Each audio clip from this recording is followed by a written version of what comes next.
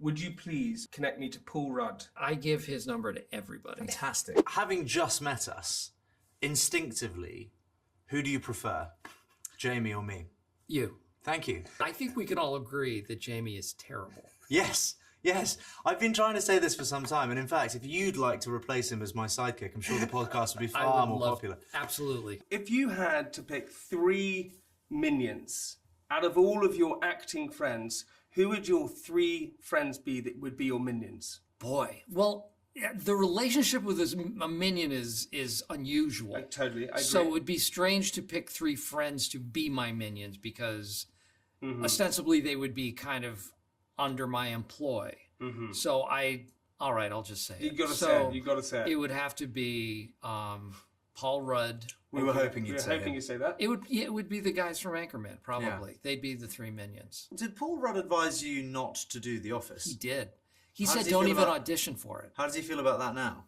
I've never talked to him about it. I don't think he remembers ever saying that to me. But he did. I remember seeing Paul in New York and saying, hey, I have an audition for the US version of The Office. And he said, oh, dude, don't. Have you seen the UK version? I'm like, no, I heard it's great. He's like, it's spectacular. You won't, it's going to be terrible.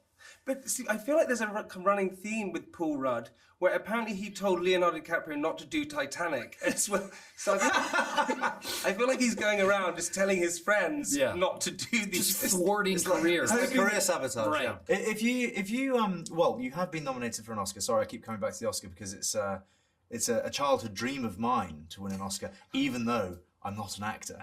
But so you will never win an Oscar. I'm just putting it out there. Don't say that, Jamie. That's firstly incredibly hurtful, and secondly, one should always chase their dreams. Of course. Yeah. Does everyone write a speech when you're nominated? Right. You know, were you driving something in your speech, or was it fun? I don't remember. I've written so many speeches that have never been delivered. They all sort of blend together. It was it probably had humor in it. Was probably. See if I can understand that. It's also. Did you just ask Steve Carell if did he write a speech for the Oscar he didn't win? Is that what you just asked? Well, I believe so. There was no way I was winning that Oscar. Like usually you go sort of knowing. Out of 5, I'm probably a solid 4 or 5. Like I'm, That's quite modest. It's. No, you kind of get a gist. You're the people's champion. Everybody wants you to win. I gave my speech outside afterwards. Yeah. There was a little crowd.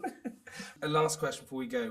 Our podcast is called 6 Degrees. We like people to connect us to people.